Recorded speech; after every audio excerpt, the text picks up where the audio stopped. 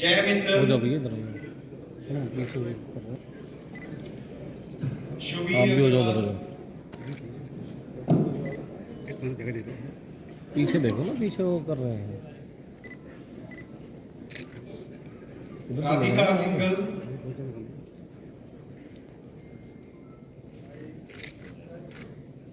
अंशुल बंसल, रतन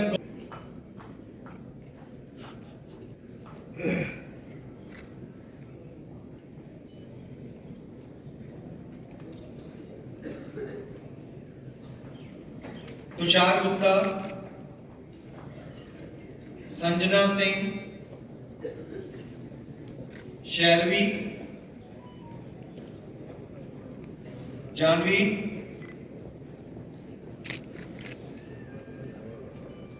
गोपाल शर्मा, अविनाश दुबे, देवांग अग्रवाल,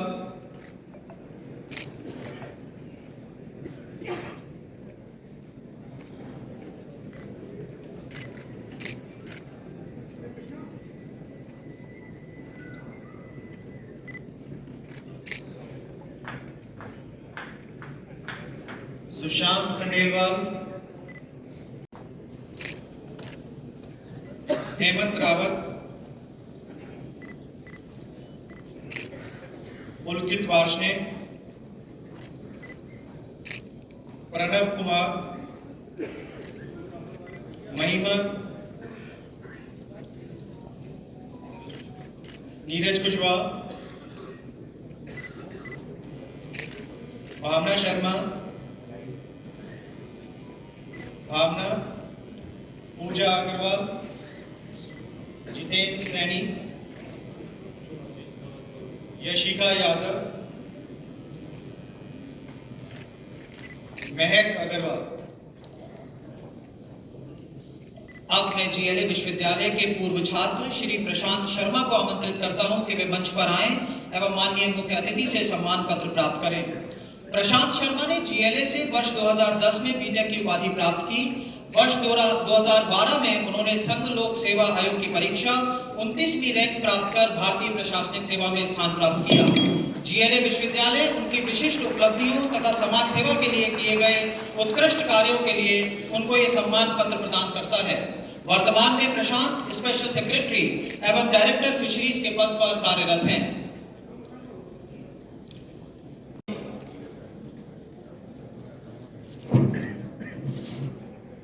मैं इतर द्वारा प्रतिज्ञा करता हूं कि मैं अपने कर्तव्यों का निष्ठापूर्वक और ईमानदारी के साथ निर्वहन करूंगा। मैं अपने व्यक्तित्व की गरिमा का और जिस कर्तव्य के लिए मुझे प्रशिक्षित किया गया है उस कार्य की सत्य निष्ठा को बनाए रखूंगा तथा मानव सेवा, देश सेवा और विश्वविद्यालय के गौरव हेतु अपने कर्तव्य ज्ञान का उपयोग करूंगा।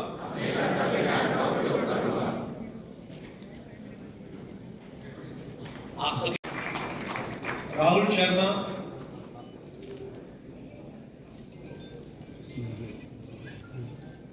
सजल गुप्ता,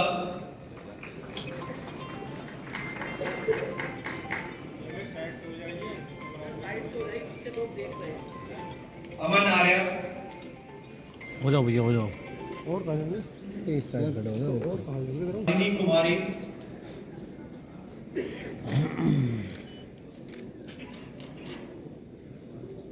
शिवम बघेल,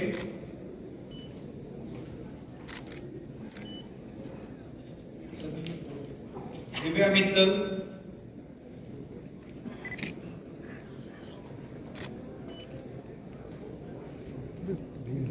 शुभ गोयल,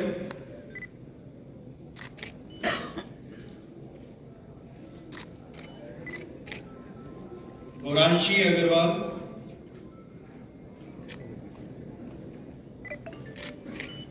शिवांशु अग्रवाल,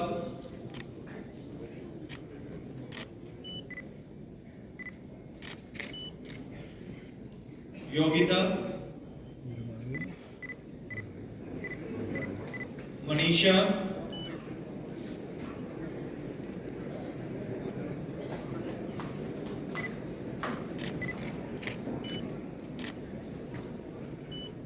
प्रिया अग्रवाल,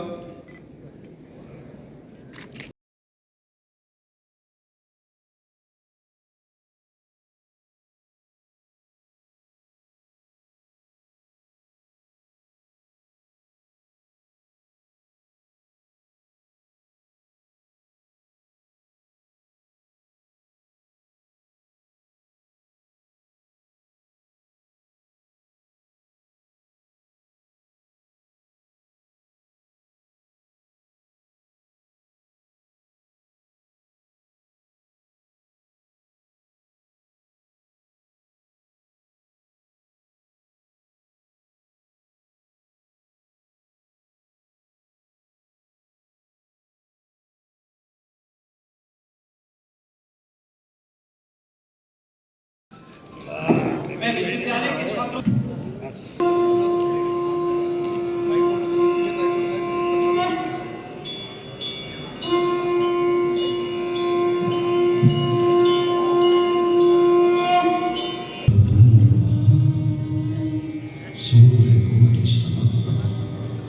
निर्विघ्नं कुरु मे देव सर्वकार्येषु सर्वदा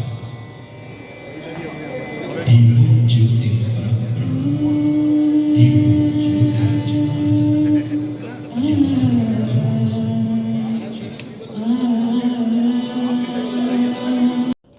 स्नातक, परास्नातक और डॉक्टरेट की डिग्री प्राप्त करने वाले सभी अत्यंत प्रसन्नता का क्षण है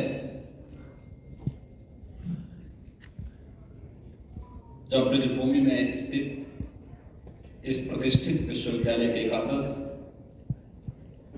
दीक्षांत समारोह में मुझे आप सबके साथ संवाद करने का एक अवसर प्राप्त हो रहा है।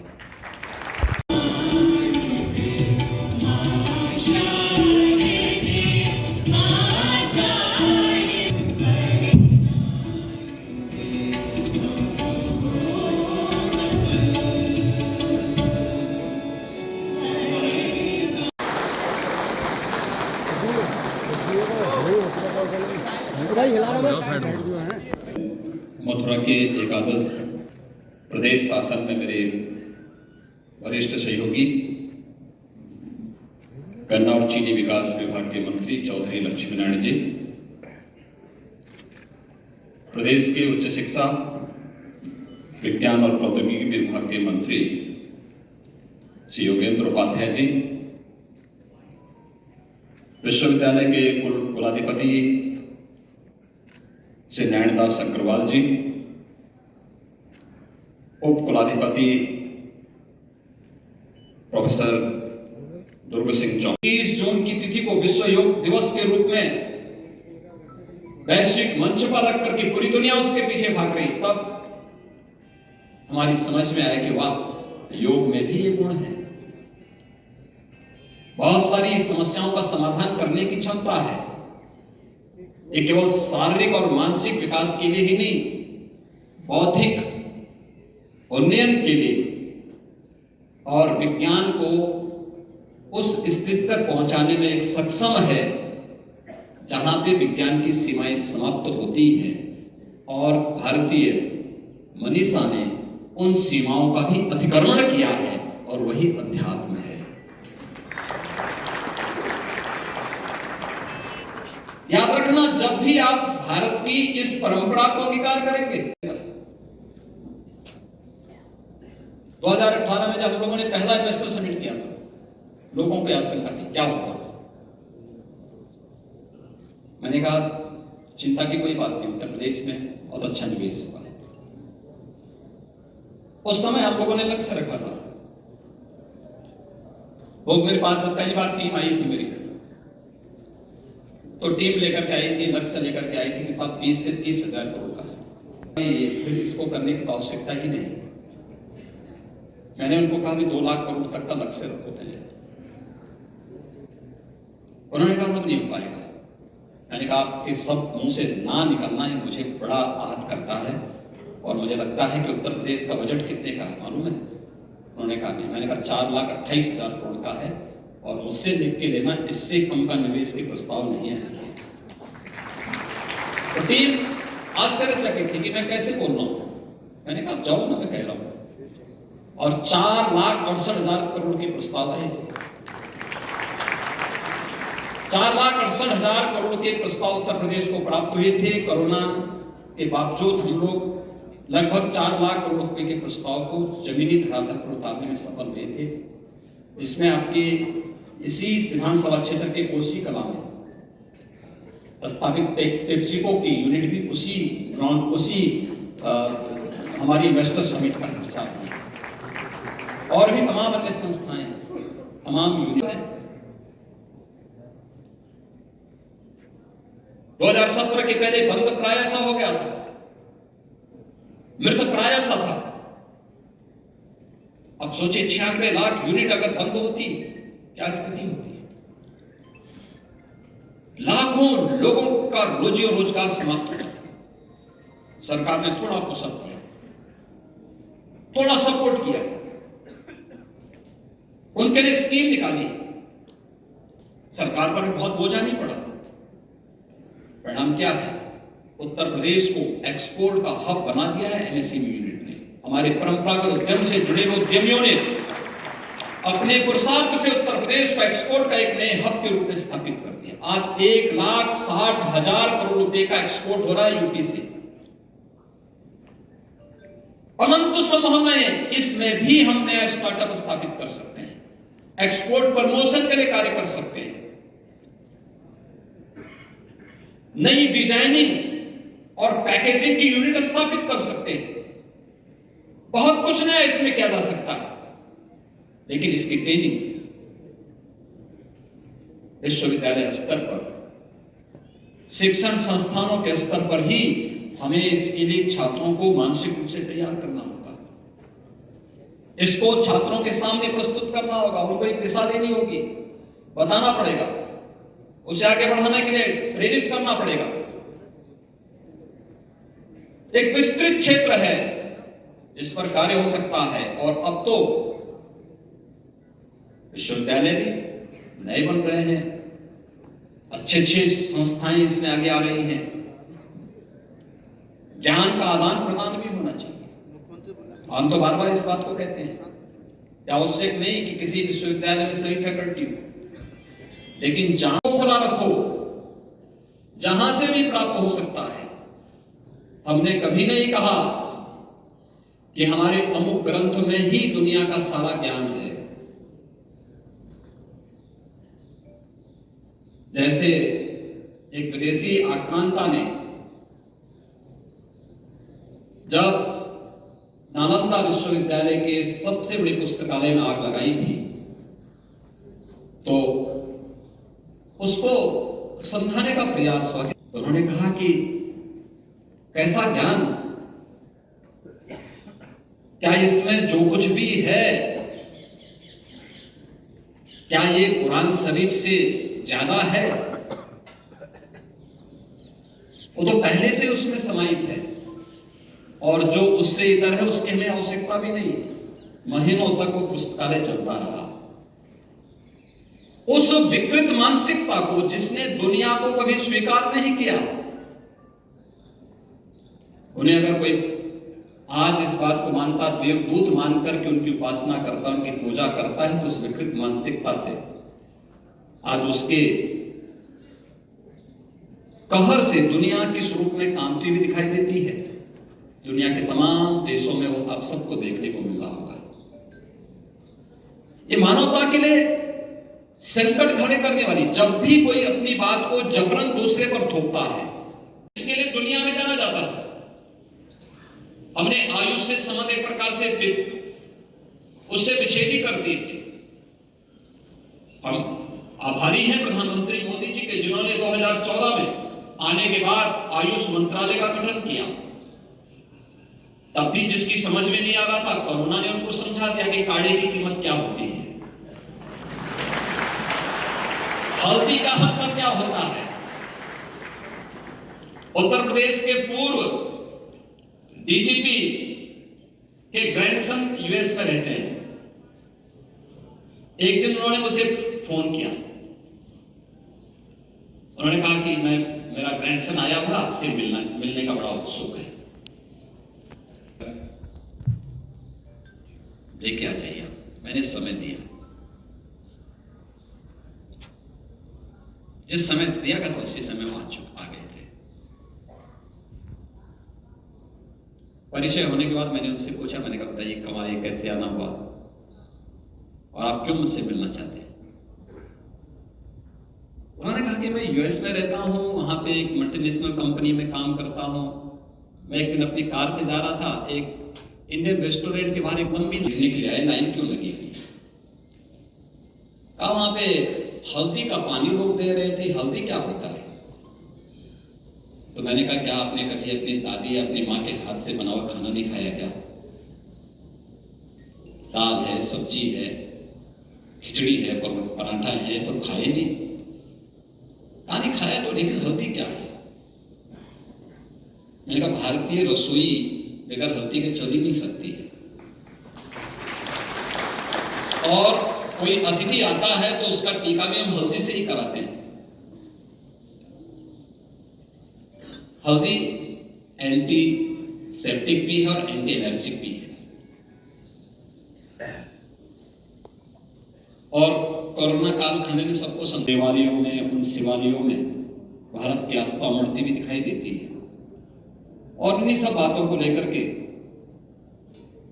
उन्होंने कहा था कि जब तक इन तीन के प्रति भारत की आस्था बनी रहेगी, दुनिया की कोई ताकत भारत का बाल बांका नहीं कर पाएगा। और आप सब सौभाग्यशाली हैं इस भूमि के, इस प्रतिष्ठित विश्वविद्यालय में अध्ययन और इस प्रक्रिया के साथ जुड़ते हुए आज यहाँ पर स्नातक, प्रास्नातक और डॉक्टरेट की अपनी डिग्री प्राप्त करने वाले सभी छात्र छात्राओं को यहाँ पर आज कुलाधिपति के दीक्षाोपदेश के माध्यम से ये उपाधियां आज उन्हें अवार्ड की गई। आप सबके मंगलमय भविष्य की मैं कामना करता हूं।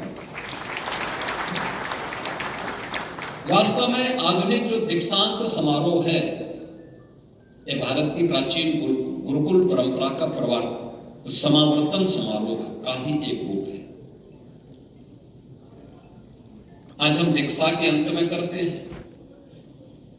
समावर्तन समारोह का स्वरूप भी कुछ इसी प्रकार से होता था कि हमारी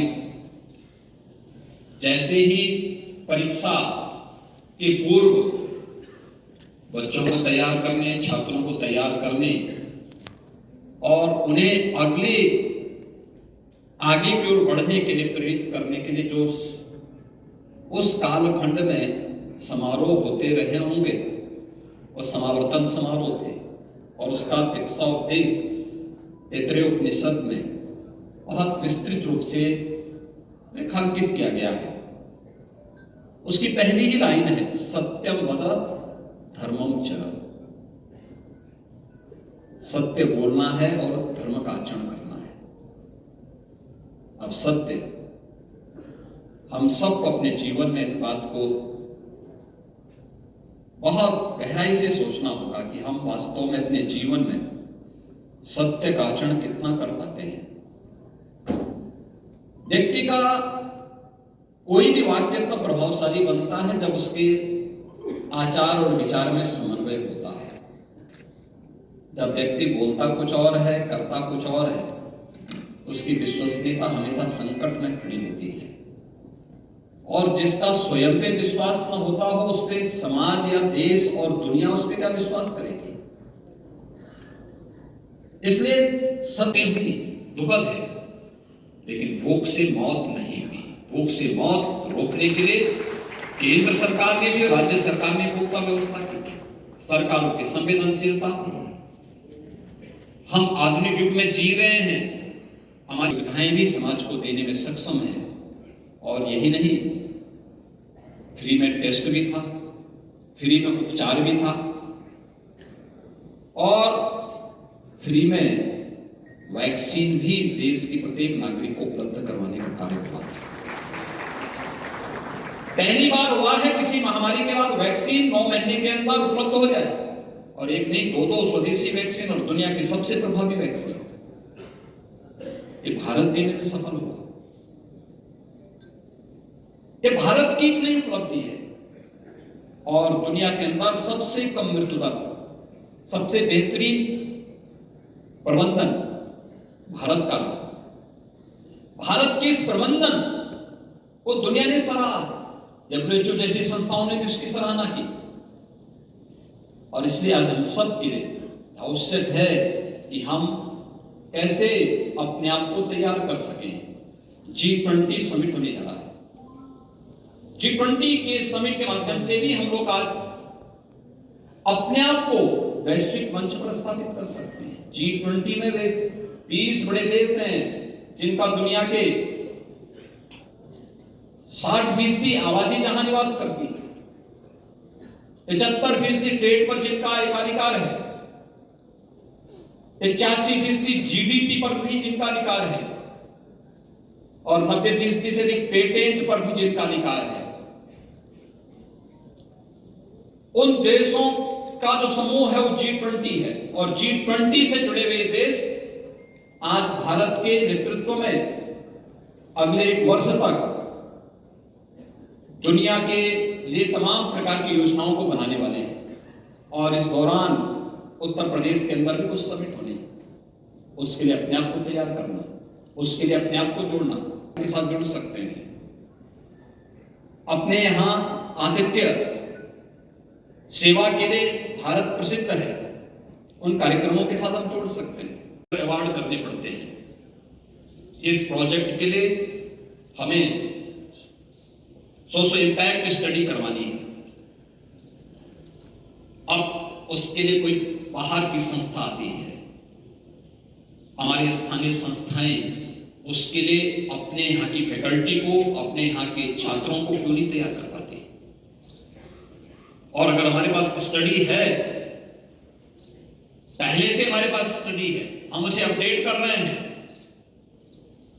तो फिर हमें कोई नया स्टडी कराने की आवश्यकता ही नहीं पड़ेगी। सरकार ने आज कहा, हमने उनको प्रस्तुत कर दिया कि भाई ये है, अगर आप चाहें इसके अलावा किसी एक थर्ड पार्टी को रख करके इसके बारे में एक बार इसका सत्यापन करवा लें, और हम चाहेंगे कि आप इसको स्वीकार करें, हम इसमें पूरी गारंटी देने को तैयार हैं। बहुत सारी समस्याओं का समाधान होता हुआ दिखाई देगा। दूसरा, आपके पास एक फंड का फ्लो भी होगा, आपके पास एक व्यवस्था आती हुई दिखाई देगी। हमारे यहां की परंपरागत जो व्यवस्थाएं थी, जिसके लिए दुनिया में जाना जाता था, हमने आयुष से संबंध एक प्रकार से उससे विच्छेदी कर दिए थे। हम आभारी हैं प्रधानमंत्री मोदी जी के, जिन्होंने 2014 में आने के बाद आयुष मंत्रालय का गठन किया। तब भी जिसकी समझ में नहीं आ रहा था, कोरोना ने उनको समझा दिया कि काढ़े की कीमत क्या होती है, हल्दी का मतलब क्या होता है। उत्तर प्रदेश के पूर्व डीजीपी के ग्रैंडसन यूएस में रहते हैं। एक दिन उन्होंने मुझे फोन किया, उन्होंने कहा कि मेरा ग्रैंडसन आया हुआ, आपसे मिलने का बड़ा उत्सुक है, लेके आ जाइए। मैंने समय दिया, जिस समय दिया गया था उसी समय वहां आ गए थे। परिचय होने के बाद मैंने उनसे पूछा, मैंने कहा बताइए कब आए, कैसे आना हुआ, और आप क्यों मुझसे मिलना चाहते हैं? उन्होंने कहा कि मैं यूएस में रहता हूं, वहां पे एक मल्टीनेशनल कंपनी में काम करता हूं। मैं एक दिन अपनी कार से जा रहा था, एक इंडियन रेस्टोरेंट के बाहर एक लंबी लेने के लिए आए, लाइन क्यों लगी हुई? कहा वहां पे हल्दी का पानी लोग दे रहे थे, हल्दी क्या होता है? तो मैंने कहा क्या आपने कभी अपनी दादी या अपनी मां चाहिए, जहां से भी ये प्राप्त हो सकता है, हम उसको अपने जीवन में विकार करें, उसको अपने जीवन का हिस्सा बनाएं। भारतीय मनीषा की इसी बोध वाक्य को जीवन का हिस्सा बना करके आज देश के यशस्वी प्रधानमंत्री जी ने कोरोना कालखंड में राष्ट्रीय शिक्षा नीति देश के नौजवानों के उज्जवल भविष्य को ध्यान में रख करके बनाई है। इसी भाव को लेकर के है, हम केवल डिग्री तक सीमित न रहे। एक बार में डिग्री ले, एक ही विषय की डिग्री लेने के लिए भी बाध्य न करें। हमें एक बहुआयामी सोच के साथ उसे आगे बढ़ाना है, उसको लेकर के हम आगे बढ़ा, हमें एक विस्तृत आयाम देना है और जहां से भी उसको अपनी रुचि के रूप कोई अच्छी चीज लगती है तो उसको हमें आगे बढ़ाना होगा। और भारतीय मनीषा की यह प्राचीन काल से सोच रही है। दुनिया जब अंधकार में जी रही थी तब भारत के प्रतिष्ठित गुरुकुल जी यहां पर उत्कृष्ट अध्ययन और अध्यापन के केंद्र बने हुए थे। जब साधन नहीं थे उस कालखंड में भी नालंदा, तक्षशिला जैसे प्रतिष्ठित विश्वविद्यालय भारत भूमि पर थे जो दुनिया को एक नई राह दिखा रहे थे। दुनिया के युवा वहां पुरातन गौरव को पुनर्स्थापित करने के इस प्रवर्तमान अभियान का हम सब हिस्सा बने। केवल सरकार के भरोसे नहीं होगा, सरकार और समाज दोनों मिलकर के जब कार्य करना प्रारंभ करेंगे तो इसके परिणाम भी उतने ही अच्छे आते हुए दिखाई देंगे। और उस सामूहिक प्रयास की आज सर्वाधिक आवश्यकता है और इसमें जेएलए जैसे विश्वविद्यालयों ने एक पहल प्रारंभ की है। उस पहल को हम कैसे आगे बढ़ा सकते हैं? मैं कभी कभी सोचता हूं कि हम विश्वविद्यालय जहां बनाते हैं अक्सर होता क्या, या कोई महाविद्यालय बनाते हैं या कोई शिक्षण संस्थान बनाते हैं, बहुत सरकार के स्तर पर या निजी क्षेत्र में कहीं भी बनता है, प्रोजेक्ट बनाना होता है, हमें टेंडर अवार्ड करने पड़ते हैं। इस प्रोजेक्ट के लिए हमें सोशल इंपैक्ट स्टडी करवानी है। अब उसके लिए कोई बाहर की संस्था आती है, उन प्रतिष्ठित देशों के अलावा 9 मित्र देशों के भी आने वाले प्रतिनिधियों के आतिथ्य सेवा के साथ जोड़ सकते हैं। उनका लोकल विजिट होगा, अलग अलग जगह पे जाएंगे, पौराणिक और ऐतिहासिक स्थलों का लोग अवलोकन करेंगे, वहां कोई दिक्कत ना हो, वहां पर किसी प्रकार का कोई उपद्रव न करने पाए, किसी प्रकार की कोई अराजकता और किसी प्रकार का कोई भी उनके मार्ग में अनावश्यक व्यवधान पैदा करने का प्रयास न कर सके। समाज को स्वयं इसके लिए तैयार होना, एक नई छवि लेकर के जाएंगे।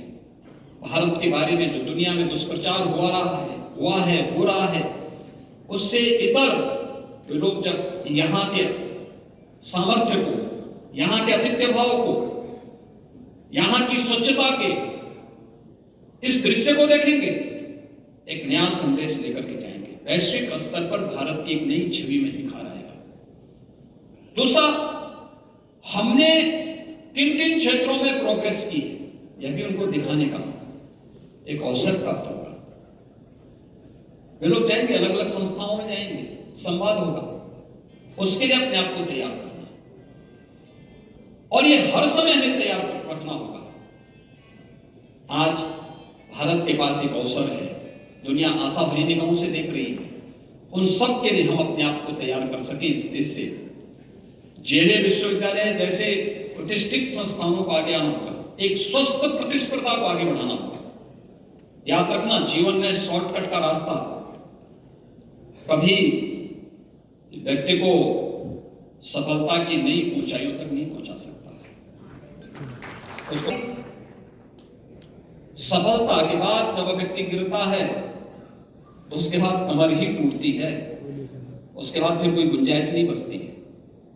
इसलिए शॉर्टकट का रास्ता नहीं, संघर्ष का रास्ता है, चुनौतीपूर्ण रास्ते को अंगीकार करके हमें आगे बढ़ने के लिए तैयार होना होगा। राष्ट्रीय शिक्षा नीति इसके लिए आप सबकी तैयारी कर रहा है, आप सबके स्वागत के लिए उत्सुक है और उत्तर प्रदेश को इसके अनुरूप बनाने के लिए हम लोगों ने अभी हाल ही में उत्तर प्रदेश के अंदर ग्लोबल इन्वेस्टर समिट के भी आयोजन की तिथि तय की है। आप सब जानते हैं ग्लोबल इन्वेस्टर समिट संस्थानों का या हमने शोध की प्रक्रिया को बाधित किया। हम केवल दूसरों की चीजों को अच्छा मानने लग गए। जो दूसरी जगह था, एक बार एक राजदूत मेरे पास आए थे, वो मेरे पूर्व परिचित थे, तो मेरे साथ अपने देश का एक गिफ्ट लेकर के आए। तो मैंने उन्हीं के सामने बोला, मैंने कहा ये आइटम हमारे यहाँ तो बहुत सस्ता है, 500 रुपये का है। तो मैंने भी उनको एक आइटम दिया, मैंने भी उनको गिफ्ट किया। मैंने कहा ये देखो, तो उन्होंने मेरे सामने खोला, उन्होंने कहा कि आपके कितने कीमत? मैंने कहा 500 रुपये की है। तो उन्होंने मुझसे कहा कि देखिए प्रोडक्ट आपका अच्छा है, लेकिन पैकेजिंग अच्छी नहीं है, और हमारी पैकेजिंग अच्छी है, प्रोडक्ट अच्छा नहीं है। तो मैंने कहा ये तो हमेशा से रहा है। मैं कहा हमारा प्रोडक्ट हमेशा अच्छा रहता है, हम किसी को धोखा नहीं देते, लेकिन लोग जो देखते हैं लोग उसी के पीछे भागते हैं, उसके अच्छाई बुराई जाने बगैर उसके पीछे एक घोड़ सी लग जाती है। हमारी संस्थानों को अपने आप को तैयार करना होगा, प्रोडक्ट भी अच्छा देना पड़ेगा और पैकेजिंग भी उसी प्रकार से तय करनी पड़ेगी जो दुनिया को अपनी ओर आकर्षित कर सके। और हम भूल गए, हमने प्रोडक्ट से भी हमने संबंध विच्छेद कर दिया। उसको भी के कोर्स चलते हैं, लेकिन हम लोग उसके बारे में कोई भी नया कार्य करने में, नया चीज देने में हम विफल हैं। हर एक चीज का अपना एक महत्व है। हम एक बार उसको देखें तो, और मुझे प्रसन्नता है कि इधर कुछ संस्थानों ने अच्छा काम प्रारंभ किया है। जब मैं यहां आ रहा था, देख रहा था विश्वविद्यालय की प्रोग्रेस रिपोर्ट भी देख रहा था। विश्वविद्यालय ने अनेक क्षेत्रों में एक नया विकास किया है, और पिछले यानी यह वर्ष तो इस विश्वविद्यालय का रजत जयंती, स्थापना का रजत जयंती भी है, जब यह एक इंजीनियरिंग कॉलेज के रूप में स्थापित हुआ। और विश्वविद्यालय के बाद यह एक कॉलेज के बाद आगे बढ़ा। कॉलेज बनने के बाद 2002 में जब उत्तर प्रदेश का टेक्निकल यूनिवर्सिटी स्थापित हुई, प्रमुखता रही और कितने बारी दीक्षा छात्रों को पद मिली।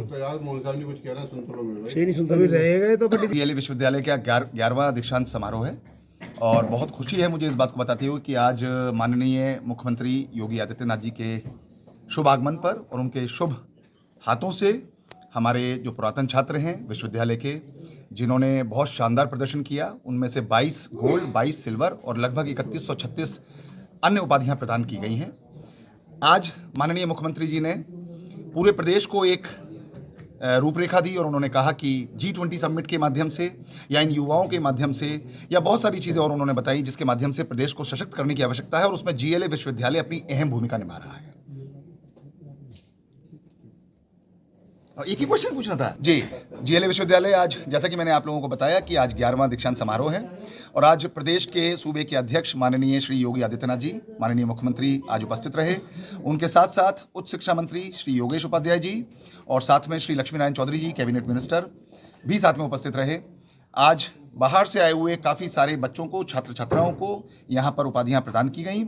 इसके अलावा GLA विश्वविद्यालय में आज की तारीख में अगर हम बात करें तो लगभग माननीय मुख्यमंत्री ने प्लेसमेंट के लिए भी सराहा, जो आज पूरे प्रदेश में एक रोजगार परक शिक्षा को लेकर उभर रहा है।